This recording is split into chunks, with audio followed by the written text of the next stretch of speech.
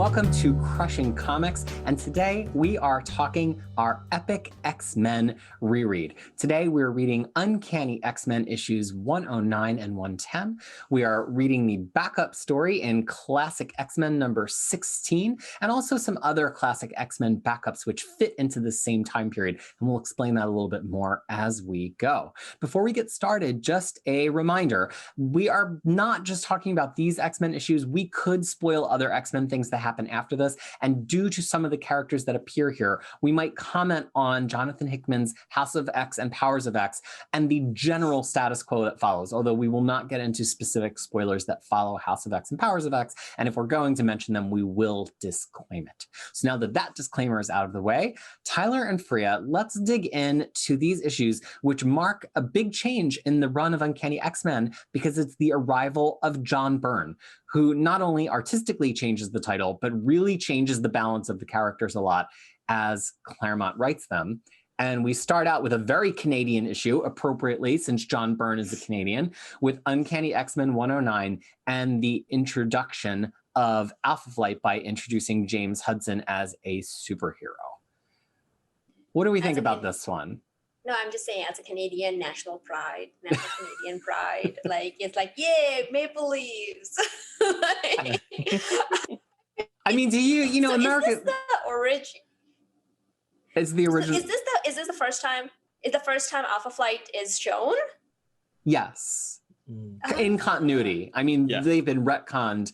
It's always been retconned that like Wolverine was meant to be part of this team, and there's lots of little insert retcon stories of Wolverine doing stuff when he was technically part of the team, but this is like the invention of it in whole cloth in terms of the release continuity of X-Men. Oh, I mean, the team is not even like formed yet here. Like, I mean, you don't see the team. You only see Weapon Alpha here, but you will see the team like, you know, a few issues later. So.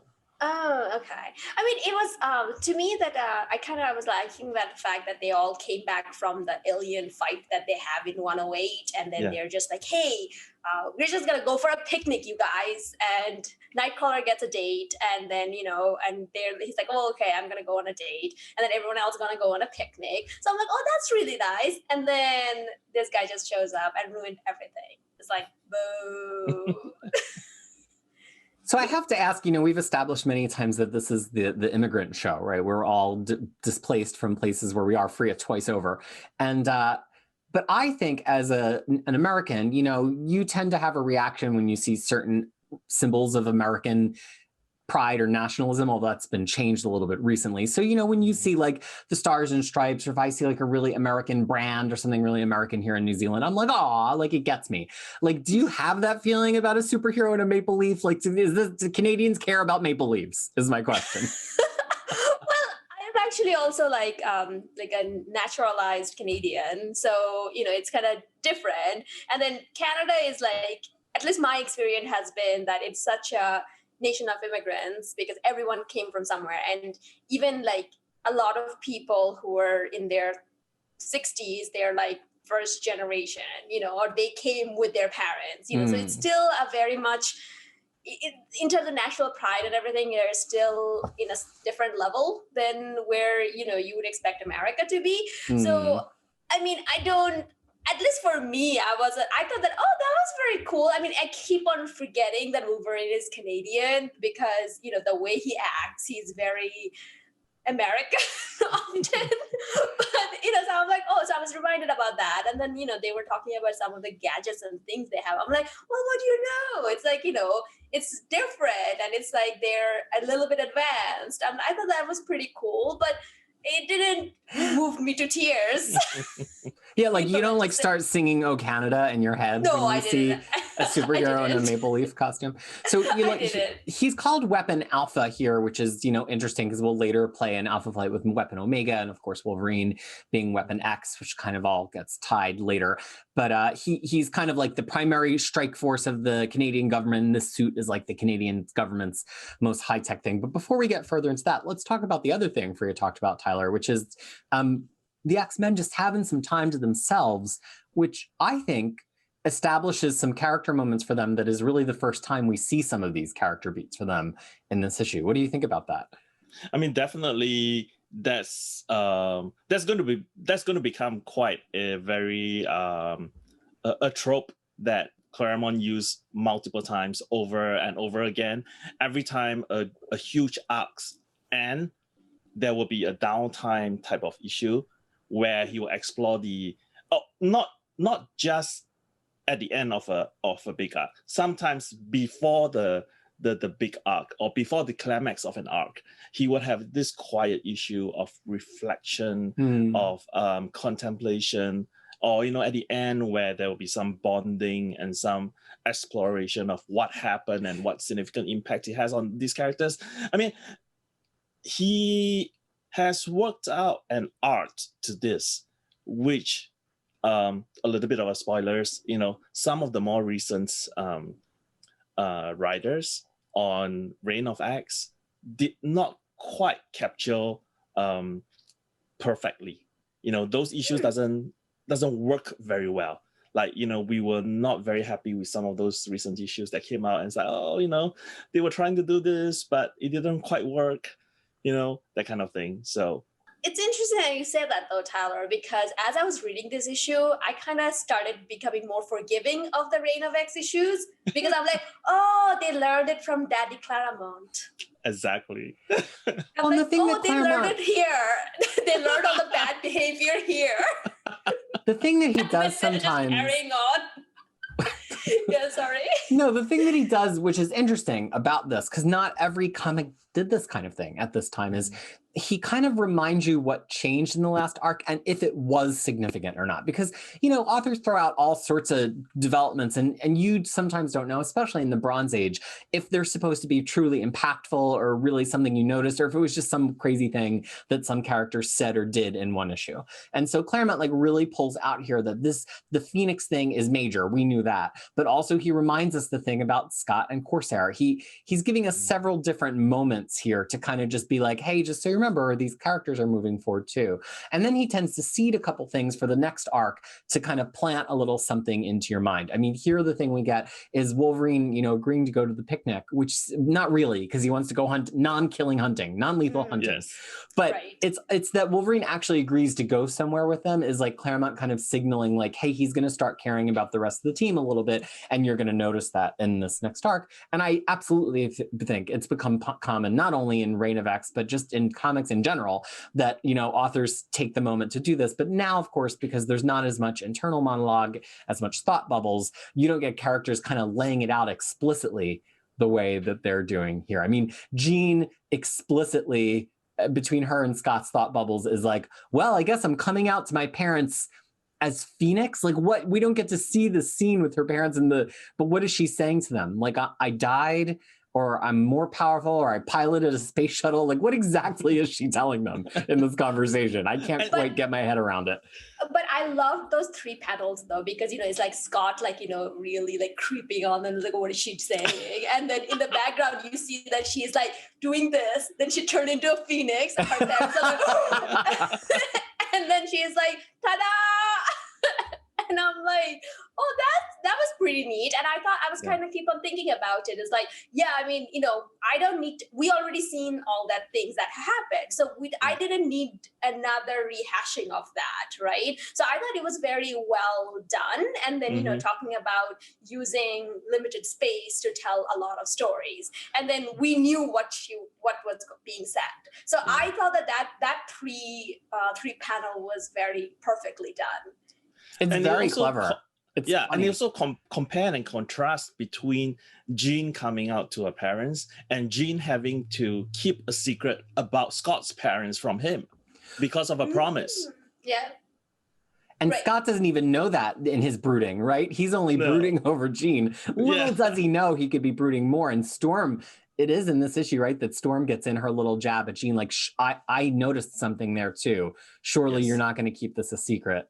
Yeah. Yep, it was in here too. And then also, she went into her plant, her little me time that she goes on the top of the stairs with her plants and everything. I actually also showered and gotten all fresh while I was reading this issue, so it connected to me. I was like, yes, refreshed. And causing a flood in your neighbors below you. because she lives in the attic and she has a storm and she basically just get naked and shower. And I was like, oh no, who lives below her? It's gonna be all wet. Do you think that, like, I've been thinking about this since the 90s, and this is the first time I've ever gotten a chance to say it out loud. Do you think the whole floor of the attic is like the floor of a gym bathroom where there's just little drains everywhere and there's just drainage beneath the whole floor of the attic so that it's not just constantly creating like rot and mildew and the whole rest of the X Mansion? Like, what?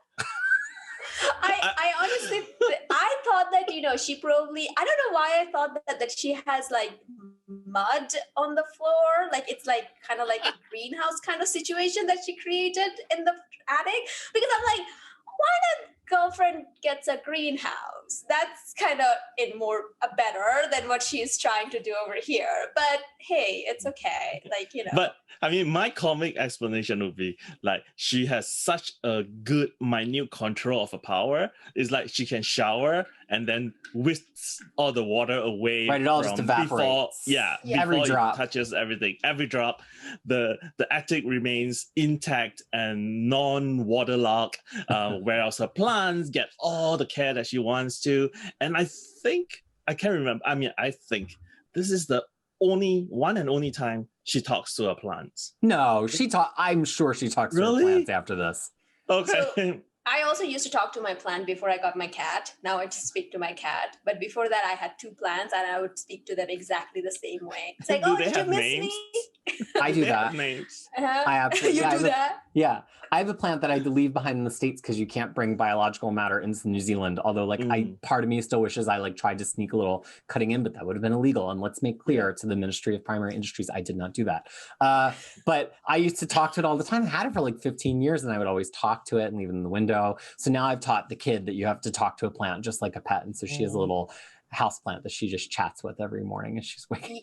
Well, my cat murdered my plant because that was she just threw that plant, smacked that plant down. Babies killing babies. Yeah, it was tough. It was tough, but as a mother, I had to deal with this. But anyway, so the thing is, like, I used to talk to plants, so it brought back some memories. I'm like, yes, of course. Now, the other thing that happens before we get to the big fight here is we get this really great Nightcrawler Scott scene, and Nightcrawler and Scott haven't really had a lot of scenes with each other to this point. And Nightcrawler has been just as angsty as the rest of them. Let's confess, this has been a pretty angsty group up until this point. Really? I didn't notice. And I feel like this is kind of the beginning of like swashbuckler Nightcrawler a little bit, where he's a little bit more happy-go-lucky, but he's also trying to like take confession from Scott. I don't know. What do you think about that Scott and Nightcrawler scene? It always sticks in my memory as one of the first big like interpersonal scenes from Claremont's run. It felt like he was like, starting a religion. Like, this is the origin of his like, hey man, confess to me. What's up? What's going on in your mind? I was like, stop it. It was a little bit too aggressive about it. And then he was like, damn it, Cassidy. You like, I think, who was it? Sean. Like, Sean interrupts their intimate moment. Yeah, like, damn it. You was like, you ruined it. I'm like, what was going on? What was trying to do? So yeah, it felt a little bit too intrusive, given the fact that they don't necessarily have that relation. Like, I would understand if he was doing it with Peter, like Rasputin, because they were already calling each other kind of like brother. Yeah, exactly. Like, it just made sense. But this one here, it just felt like a little bit too pushy on his side. So, but it also speaks to the fact that I think Nightcrawler is embracing the family aspect of X-Men now. Right, they are a family now. Scott is not just a team leader and my teammate. He's a family. So I'm going to reach out if I feel like he needs that kind of whether is it a firm push or an intrusion. I mean I think he's attempting to break down the wall that Scott has always built around him, socially speaking. So yeah, I also think it's like Nightcrawler, because he wears his mutation on the outside. It's the beginning of Claremont realizing that instead of being more guarded, he would be less guarded. Like he's already kind of further along in dealing with being a mutant and dealing with his feelings, even though Nightcrawler certainly has a lot of feelings repressed, which get dealt with at various points. And that this is, he frequently is the one who's saying to someone else, why are you so grouchy, or why are you so upset, or what can we do to cheer you up? Because he kind of just wears it on the outside, just like he wears his mutantdom on the outside. And I just think this issue has these moments of people clicking for Claremont in a lot of ways. And I always wonder, like, how much of that was Byrne? We know any Wolverine thing was Byrne because Byrne loved Wolverine. Correct. But I really think he brought a lot of those subtle changes to a lot of these characters, because a lot of them are just better characters all of a sudden, starting in this issue. Yeah. I mean, right now he's still the penciler. He's not credited as a co-plotter. But it will change really soon. Well, and he's already done over 15 issues of Iron Fist with Claremont. He's doing Marvel team-up issues with Claremont. It's not like they just met. Like, they have a working relationship. So even if he's not credited as co-plotter, he knows how to influence Claremont at this point. Yeah. And Nightcrawler also seemed like he was a little bit on the, skipping on his toe. Is that the word? Like, it's because like he just got a date. So cheerful, like, very because cheerful. He's like he's going on a date with Amanda Sefton, who remembers who he is, but who later turns out to be. No, don't tell me. Don't. I'm not. No. Spoiler. Okay. He's not there yet. Okay, yes, but one other thing I want to point out is the dirty look that Xavier give Moira and Sean when they kiss. Notice that? Isn't that like more towards Sean? Because he was like, she was talking and he's like, oh, come on, Leslie, give me a kiss. Like, it was like, ugh. Like, and knowing what we know about Moira, it was like very weird now, because it's like, ew, gross. She's trying to save the mutants. Cut it out. So I was like, ugh. Like, and then also like, of all the people, seriously, Sean, girl, you can do better. Well, they're going on a romantic picnic, which picks up a third, fourth, and fifth wheel. As they're on their way.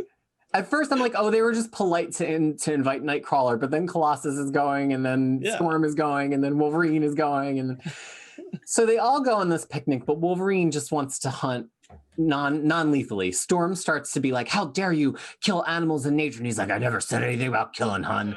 And so off into the wilderness he goes. And Weapon Alpha, James Hudson, takes this moment to ambush Wolverine and like bring him back by force. But what James Hudson's position seems to be that Wolverine was only lent to Xavier in Giant Size X-Men, and now he's officially gone AWOL by never coming back. And so his body is the property of the Canadian government, and it's time to come back home. Yeah, that's what this is. Ask politely. Like why did he assume, and knowing everything you know about Wolverine, why would you assume that you're going to go and take him by force? That seems like a horrible plan. Like, why not just knock on the front door, be like, hey, you had this guy on loan, give him back.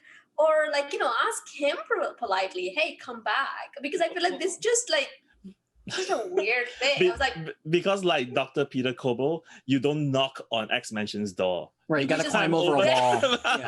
Just ram through. Yeah. So I was like, but then also like the whole thing is like, oh, I'm not gonna kill, I'm just gonna touch, be so quiet. I'm like, you know what? I should try that with my cat. Like how quietly I can go up to her and touch her if she runs away. I'm like, what is this even a thing? I don't know. I mean, I was like, okay, maybe it's like keeps him sharp, but I still didn't care for the fact that he kept on calling woman broad. Babe, like ugh. Broad. I'm like ugh. Yeah, that's something which I actually notice now when I'm rereading to do this recording. Like I don't actually remember that he does that so often in the past when I read it. So I don't know, maybe it's because of you, because you influenced me to notice things like that. So that's a good thing. Yeah, it is. It is. No, you'll notice he constantly does that. No, he does. Yeah, no, he does it I too, already noticed it. Yeah. I'm just saying that before that, because I read this run multiple times, and I don't remember him doing that so frequently, even in the beginning. So yeah, but I do notice it now. So I also think that the way he does it transforms. I think Claremont writes him a lot more like lecherous and salty at the beginning for the Yes. first 15 issues. And that's always a surprise to me when I reread them, because I don't remember him like that, because over time he turns him a little bit more into like a doting uncle than a lecherous, creepy uncle who like calls women broad, but he's like, you're strong broad, you know? And I think that does start here. And I think that's the Wolverine that I know, like where it's like not as much of a punching down, creepy, lecherous thing as it was previously. And this is really the handover between those two right here. But as Wolverine, oh, go ahead, Tyler. No. I also imagine that this lake is the lake where a young Moira 5 told Xavier about what she learned in the previous 4 lives. That is the life where Moira went to find Xavier like way earlier, and then they created the Faraway, which got destroyed. So, and I remember the scene where I think they were sitting by a lake, and I just assumed that Xavier has not gone to college yet, and Moira just caught him here, like by the lake, this lake. Well, and the lake through the history of X-Men seems like it changes locations many times. Like sometimes the lake is within sight of the house. Sometimes they go on a hike to the lake. It's definitely a lake on the property, but they definitely have definitely changes positions a few times. But she actually says it over here that there is like a lot of history with the lake and Professor Xavier. So when I read that, I'm like, someone was really noticing this thing. Live 5. There you go. And then Moira briefly tries to drown Banshee in the lake, maybe thinking better of their relationship. She's like, "Oh, what if I just got rid of him now?" Oh, that was more Irish than Scottish, but still, I just love in the background of the panel that they're like having a fight in the water, and there's Moira, who's spoilers, has been an assassin and been through all of this stuff, and she's just holding his head under the surface of the water, thinking, "I could just do it." And then she gets whacked out by James Hudson. So, and then I was like, oh, that was the end. And then the Alpha Flight guy, he just disappeared, and that's the end. I'm like, it's just like, where's the rest of it? It just poop and then disappeared. Yeah, that's it. It's just like the fight is just starting. Like Wolverine just gets kind of like drop kicked into the middle of them, just as Storm and Colossus are discussing the merits of nudism, and like Colossus stands up to him, and Banshee screams at him, and he's like, "Well, so much for that," and he just like he just disappears. I'm like. There has been like so many X-Men issues recently we have read where it's like the story just goes nowhere, and you're like, what the hell? Like, where did it go? And I'm like, they all learned from here. This is where it all began, and it's just like a tradition that we're carrying on. But yeah. Well, but like this is kind of a classic Claremont like hanging thread. Like this starts here, right? And then it doesn't get resolved for a while, but I mean it does get resolved eventually, but it does not for a while, and like this is the beginning of it. And there's also another Claremontism that comes up in this issue, which is like them fighting words. You'll see that like used over and over again. Okay. Well, and this issue was reprinted in an issue of Classic X-Men. And in the Classic X-Men reprint, which is number 16, it actually adjusts a few of these things we were just talking about. It gives a lot more material for James Hudson. It kind of gives him more reason to be there, which we were debating, like, why would you capture Wolverine alone? Yeah. And then it actually shows him after he pops out of existence at the end, which is kind of interesting because to Fariha's point, it's kind of really sudden in the issue. And it has Claremont explaining it away, kind of looking at his past stuff and being like, you goof, why did you just end an issue like that? To better set up the few times that we're going to be seeing him and then more of Alpha Flight again. And the other thing in the Classic X-Men issue is it has this kind of ridiculous sequence of Lilandra being a fish out of water. Xavier's like, I'll just leave you to have some time to yourself. And she's like, what are these pictures on the wall? And she's like tapping them, like, why won't they change? Because she's used to holographic pictures. And then she gets in the shower and she's like, I'm going to take a shower. What is this sluice of water? Why would you do that? It's so wasteful.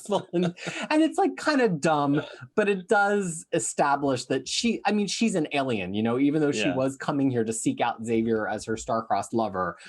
She really has no concept of Earth. And Claremont doesn't really take any time to develop her in the next couple of issues, so he took a moment here in Classic X-Men to And then there's also one point in that section, though, is like Xavier's like, oh, I was listening in your thought, and here I am. It's like, hell? Like, he just does that the whole time. He's just like, oh, I'm just coming in. Like, what's up? What's happening? Like, did you say that I'm your beloved? And I'm like, What are you thinking of me? I'm like, ugh. He doesn't have hair to flick. Yeah. Like No, you I know. guys. It was like a mental flick, a mental hair flick. It's like, ugh. But he also Wow. opened his mind to Lilandra. So does that mean, he shared some information about Moira X with her? No, he didn't. He's got that in a lockbox. Yeah, don't trust him. Well, we But roll anyway. on from this issue to Uncanny X-Men 110, which turns out to be a really similar issue of the X-Men hanging out and getting attacked. And if you have the omnibus, which has the letters pages, they say, like, look, here's the thing. I find this really amusing. They had this issue 110 planned with this fill-in artist, Tony Zuniga, who was known at that time. And it was a planned fill-in. It wasn't like an emergency fill-in. And it was always going to be a fill-in, but then they had to do that prior fill-in in, 106? And so they didn't want readers to be like, oh, another random fill-in. So knowing that like Claremont and Byrne had some cachet from other titles, they ran the Byrne issue first, even though technically they were originally planning to run this one first, had there not been a fill-in in the middle of the end of the Cockrum issues. So it's kind of like all shuffled up, and now officially in continuity, this does come after 109, but it actually probably would have made more sense in the original, if they had run this one first and then run 109, partially because this does feel like the same story over again. The only difference is the X-Men play baseball rather than hang out in the mansion and go on a picnic. I'm so glad that you guys said that this is the same story, because I was like, oh, please, because the fight scenes are exactly the same. They're all talking the same thing. Their tactics haven't changed. And it was just the same thing again. Yeah. No, it is. And it's like, it's something which I think you will not see again. I believe this is the only so-called standby, a fill-in issue that they had to insert, for whatever reason. For quite some time. Yeah, I mean, I think there was another one quite later on, which is kind of a recap issue, but in my memory, I think like Claremont has so much, the momentum has gained so much after after his run with Byrne, that he doesn't even have a need to do something like that. Now, there are a few things worth mentioning in this issue, even if they're somewhat repetitive. And I think one of them is that he actually has Jean and Logan connect with each other for a moment here. We all know I'm not a big Jean and Logan are meant for each other person, but I think prior to this point, Claremont hadn't even really thought through that they were going to be anything other than antagonists to each other on this team. And I feel like this is the first time of published at the time dialogue where Jean and Wolverine even really acknowledge each other, other than in a get the hell out of my way, little man kind of situation. I don't know. Did that stick out to either of you? No, it definitely did. There's like, I mean, if we just ignore all the retcons and the classic inserts and the stories, I believe this is the first place that she showed some kind of like tenderness towards Logan. Yeah. And then the other thing in this issue that kind of gets stuck out to me is that Jean has that romantic obsession with her increased power, which is going to start to be a theme that gets hammered a lot, but it's like very textual here. It's not kind of like something that you have to assume. She just puts it right out there for us to understand. Yeah. And I think at the end, he also explains why Jean says she wants to rejoin the team, because she wants to learn, like, to control her power slightly better. So that was news to me, because I'm like, wasn't she already in the team? Like, no. What? No, I mean, but she's been in the team since like 105 or something. I mean, she's just there. Like, well, she was traveling with the team to space because she opened up the portal. But like, was she on the team? She was living in her Greenwich Village apartment, basically, just like with Misty. Yeah, with Misty, just living the life. Yeah. Okay. Well, yeah. So I didn't know that you have to officially announce that, hey, I'm part of the X-Men now. So that's why I'm like, okay, fine. Like, I mean, another thing about how this issue is kind of like pre-burn is like Wolverine is saying like, he doesn't know what love is until he met Jean, and that is kind of a weird place to put this, given I mean, given that we know a lot of things that happened before him, and that he has he has lived like many lifetimes before. Right. So that dialogue comes off as really, really weird. But at that point in time, Claremont still hasn't gotten a good handle of like, how, or what Wolverine is and that kind of thing. And I'm glad that you brought that up, because I actually kind of forgot that this was this issue. For some reason I thought it was a later issue. I always have like this nail on the chalkboard moment whenever there's immortal men suddenly is like, oh yeah, this girl, I have never known love before until I met this girl, and the girl is not necessarily much going on for her. It just, okay, just a girl, it's like, what, you never met anyone more interesting than this? That's more on you, son. Not it's like, ugh. So it's always kind of like freaks me out a little bit. And then we know that he's been around for what, at that point, 200 something years, right? So it's just like Wolverine 100, but nobody's decided that yet. Right. It's just like, ugh, cut it out. Well, and you can like fan wank that it's not, he doesn't have all those memories. A lot of that's pre-adamantium, but some of it's not. It's pre-adamantium, and so he should remember it. But this is, it's interesting that there's no classic reprint of this issue. No. They skip it, even though, again, it was a planned fill-in, and Claremont does do some stuff that will get referenced later, like the X-Men playing baseball here, but it's kind of just like, in the greater scheme of things, you don't really need this issue. No. It's, the way, as Tyler pointed out, the way they fight is this way that Claremont has been writing them a lot to this point, which they just individually throw themselves at somebody, which at least when it happens again in a couple of issues, Cyclops comments in the story like, this is dumb. But at this point, and then also being trapped in the danger room again, it's just, there's really not a whole lot to point out about this issue. But here's the thing that's interesting to point out.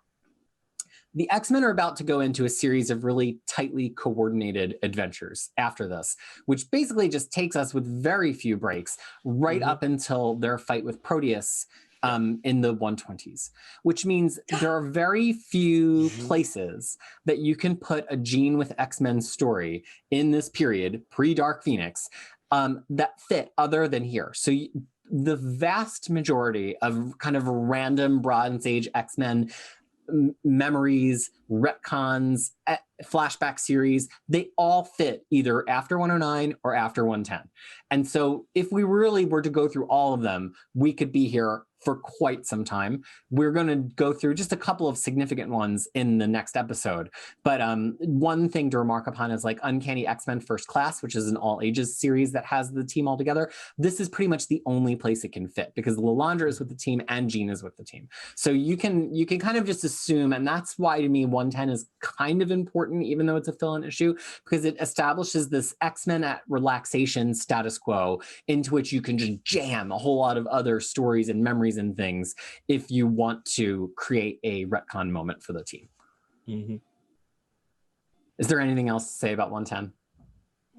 No. Okay, so look, we have Classic X-Men 16. Actually, Classic X-Men 13, which we've already covered, fits in here. You will remember it as the Misty Knight Punches a Shark issue.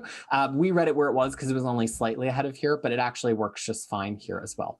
We also have Classic X-Men 16. That's the one that reprinted 109. And this is a story set long, long ago, prior to Banshee's debut in X-Men number 28. It's a young Banshee kind of motorbiking around the countryside of Ireland. What did we think about this issue?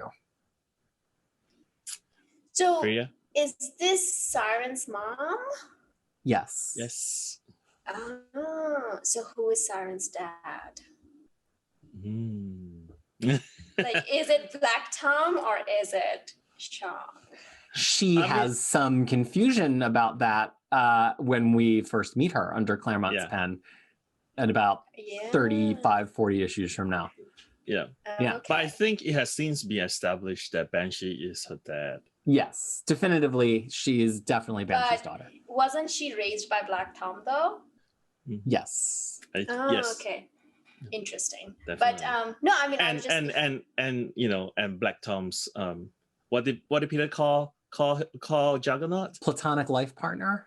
Yes. platonic. Yeah, that's what I was saying. Like, platonic. I'm like, well, at least he gets that. I think like the issue, one thing that is just kind of always like, I'm sorry, I'm just gonna talk about all the tropes that bothers me, and this is like the full of all those tropes. The one that is like, oh yeah, the one girl and two guys who were like, related to each other or fighting over that. Mario Puzo, who wrote Godfather, he's famous for this, and this is like another one of those. I don't know what it is. So it's like, and then it's like, no, go in my steed. So because she can be happy. I'm like, ew, what did someone ask her what she wants? So I'm glad that finally Black Tom did. And then, and then she is like, oh my God, you cared about my feelings. I'm like, ugh. Whatever. Well, and also, maybe this is just representative of my group of friends, but I can only think of one time out of all of my close and intermediate friends in all of my life when I can think of somebody who was like seriously seeing two people at once and like couldn't decide. And it was a very specific sort of situation where like one of them was at kind of a distance and she knew that he was also seeing someone else. Is this a thing that people do? Am I just sheltered? Do people just like seriously date two people at the same time and fall in love with them both? I mean, I know of people who date multiple people at the same time, but they don't know each other. Like, this is like, that's online. They're not living in the same castle is what you're saying. Yes. And then the thing is like, I'm like, it's kind of gross. And the thing is like, Sean and Black Tom are distinctly two different people. So what is her confusion about it? But then I was like, ooh, I was like mostly in my gossipy auntie mode. It's like, who is Saren's father? Ooh, clutch Pearl. Oh my God. That's what why is your gossipy auntie mode British? No, because that's what seems like British ladies do. They sip tea and then clutch their pearl and talk about gossip. But I was like, oh. But yeah, but I thought that it was very cool though, because she was like super competent and, she kind of saved him. And then I read like too many stories about the fight between Northern Ireland and Ireland, Republic of Ireland and England and what does all mean. So it kind of like brought a lot of that into the story. So I thought that it was pretty neat. Yeah, I kind of really like that. There are a lot of elements here that took it from kind of like a boring romance story to actually something sort of fascinating and interesting. And one of them is that element that there's these police that see Banshee motorbiking and they just profile him, they just decide you're probably a terrorist and that's what you're doing. And that they want to try to get their revenge on him later. And it's what causes him to get rescued by this woman and everything. And I think that that's a really interesting backdrop.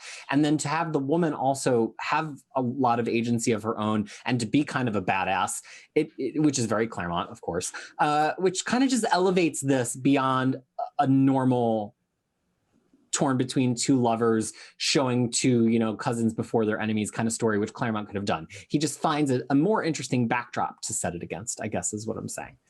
Right. And it also makes sense if you're writing a story set in Ireland at that time, you need to also address the unrest that was going on at that time. So, it's kind of like from the history point of view, it's also very apt.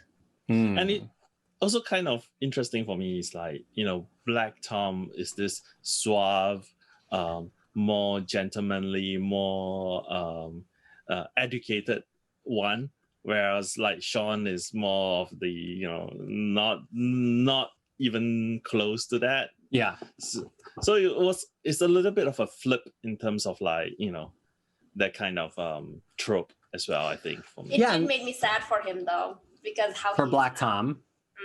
Like how he is now.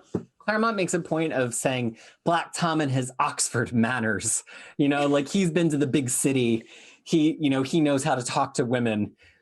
And now he knows how to talk to his plants, much like us. So there are, as I said, there's a number of stories that fit in here, but there are two later classic X-Men stories that fit in explicitly here. And so we're going to talk about them rather than saving them for when they come up as backups. And that's actually, they go in the opposite order than they're published. First is Classic X-Men 28's story, which follows 109. And then there is Classic X-Men's 27 story, which follows 110. So let's talk about Classic X-Men 28. and its backup story, which is so weird, so incredibly strange, which is by Ann Nocenti, not Claremont. Yeah. And it's about a Halloween party or a fancy dress party where all of the X-Men they all went to somebody's house. Whose house is it? I didn't gather. So they could hide from each other in costume and try to find each other out. It's really weird. It is. So not only it's super weird, but then I also realized that this is where Grant Morrison read there's only one issue, and he decided that he's gonna make Cyclops cheat. How he's gonna make Cyclops cheat on Jean again? Oh, you think this is his inspiration? This is absolutely his inspiration, because this is the same nonsense Cyclops tells to Jean in New X-Men. Oh, it meant nothing. I was like, it's the same exact line. Someone go back and check it. But I remember very vividly, he gives pretty much the same reasoning that I wasn't myself. And this started here. It's like, really? You don't understand what Jean's kiss feels like? And you're supposed to be like really in love with her? Why are these two But together? he did not kiss her. He kissed the mask. She was wearing a mask underneath it. But still, there is a body, come on. Okay, guys, come on. Like, there's like there's some dynamic. There's like I've never kissed a girl before, so. Oh, okay. All right. I'll let you off the hook. But then it's like, it's just like, it's like a person thing. You would think, and then it's like, and then she just takes him back. And I'm like, oh, Jean. I don't know. Jean. But then on top of that, there's another plot happening too, which is that this abused woman is at the party hiding from her stalker ex, but also the X-Men are there to catch the ex and do this masquerade thing. It's just a lot. There's a lot happening. It was a lot, and I actually checked because at first I didn't notice at first that this was Ann Nocenti, so I was like, this cannot be Claremont. Like this is so. I haven't read enough, but I just know about it. I'm like, this is just so weird. And then, sure enough, it was written by someone else. Yeah. But yeah, I was like, ugh. But then the only thing take away from me was like, this is Grant Morrison read this one thing, and then he's like, I'm gonna write New X-Men based on this. That's where he started. That was the only thing. Oh, sorry, I should say they. They now go by they. Yeah, so they. My apologies. So but yeah, so I'm like for me it's more like, oh, am I supposed to take away like, oh, never judge a person by the costume they choose? I have no idea what this story is about. Yeah, like what is Maybe it that. trying to say? Yeah. It seems to be like a don't judge a book by its cover, sort of. Yeah. But yeah, I don't know. It's a weird It one. didn't quite land in that. No. I think he's just trying to do too many different things. The Nightcrawler wandering around the party, trying to figure out who his teammates are, the Scott and Jean weirdness, and then the stalker thing. It was just too much for like a 12-page or however long it is story. Mm-hmm. Yeah.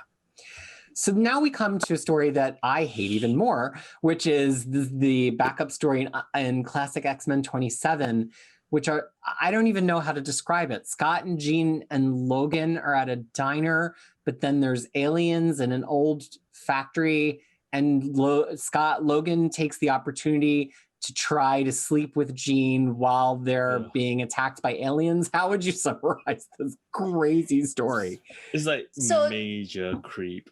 So this is where Brian Michael Bendis took his inspiration for Ultimate Spider-Man, where Wolverine in Ultimate Spider-Man says the exact same thing to Peter Parker after Wolverine tries to sleep with Peter Parker?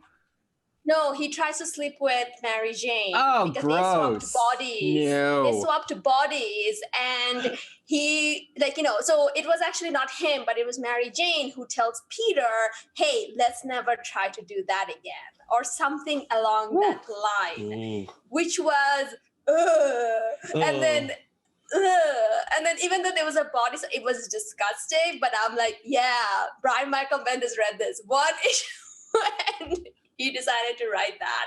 I mean, this was just like where everyone's getting their inspiration from. But this was so horrible. I really hope this is this considered to be in continuity. I really unfortunately, I mean, it is, yes, because it's a classic X-Men story. Because then it's like a twofold. It's like the fold that that in the ultimately now how the status quo is, he got the girl after being this creeper, after being this awful person, after Jean constantly telling him no, he got the girl. Like it's just horrible. It's disgusting. Well, it's also like the unfortunate to be so bad. It's the unfortunate legacy of a lot of Silver Age comics and Marvel deciding that they're going to kind of maintain their continuity for all time, is that a lot of the men who are the romantic leads of Marvel today treated women horribly and got women to love them that they abused. And Marvel, because they leave everything in continuity, has to explain it, right? And you get somebody like Hank Pym who slapped Janet, who that becomes his primary defining character trait. But like Peter Parker has done some very similar things to that. It just never has fully defined him.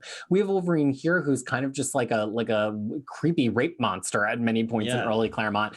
And we're supposed to think of him romantically with Jean, but even Cyclops treats Jean horribly many times. But because Marvel has this constant continuity, it's like, well, sometimes, as Freya points out, the guy gets the girl and we're supposed to root them on. But those of us who've read these classic stories are like, wait a second.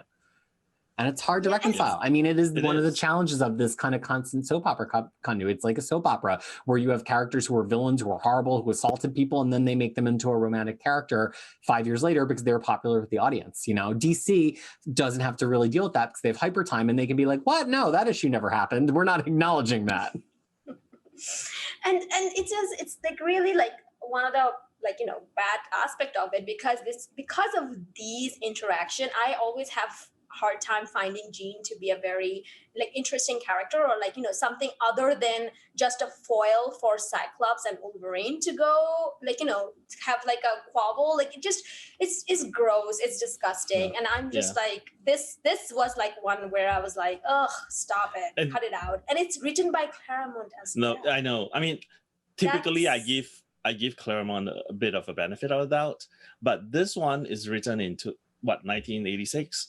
So it's even technically later, he's really way better as a writer at this point. Wolverine is pretty much a much more well-defined character at that point in time, and for him to come back and write this story and cast Wolverine as a really creepy sort of way, and it is Ann Nocenti. It is not Claremont. Oh, it's Ann Nocenti? Yes. Oh, even worse then. Girlfriend, what are you doing? You're like the only woman active, one of the very few women active at that time. Girlfriend, what are you doing? Oh yeah, it is Ann Nocenti. It is Ann Nocenti in 1988. So clearly not a favorite of ours, but this is where it fits. So other things that you could be reading here, and perhaps we'll come back and do it. As I mentioned, Uncanny X-Men First Class 1-8 is something that you could read here. Also, Captain Britain. There's a lot of Captain Britain, early Captain Britain in Marvel UK that we know happens after Uncanny X-Men 101 due to a Captain American appearance. And pretty much right after this, Captain Britain is introduced to US audiences in Marvel Team Up 65 and 66. And we know that because Marvel Team Up 69 is one of the next stories that is after this. And Spider-Man is in almost every issue of Marvel Team Up. So we know that Captain Britain probably makes his debut around this frame. We might come back and do some epic rereading of Captain Britain at some future point. But now, having told you all the things we're not going to read right now, let's talk about what we're going to read for the next episode, so you can get ready, because it's not what you might think. There's actually a bit of a break before the beginning of 111 because Claremont starts issue 111 with sort of a surprising status quo. So if you want to get ready to read with us next time, what you're going to want to read is not only Uncanny X-Men 111, but also Captain America Annual number 4 and Marvel Team Up number 69, as well as the Classic X-Men backup story from Classic X-Men 17, which fits before Uncanny X-Men 111. So I know normally we do the Uncanny X-Men for issue first and then the other issues, but the order you're going to want to read in is Classic X-Men backup story, and then the Captain America Annual, and then the Marvel Team Up, and then Uncanny X-Men 111. So that is where we will pick up next time. Also, if you happen to ever be subject to the anti-smoking issue, Spider-Man, Storm, and Power Man from 1982, you could read that as well, though we will not be explicitly covering that other than saying, don't smoke, kids. So thank you so much for listening and watching another episode of our Epic X-Men reread. On behalf of Fariha, Tyler, and myself, we're so happy that you could be a part of this, and we look forward to seeing you again in the next episode. Be well. Bye.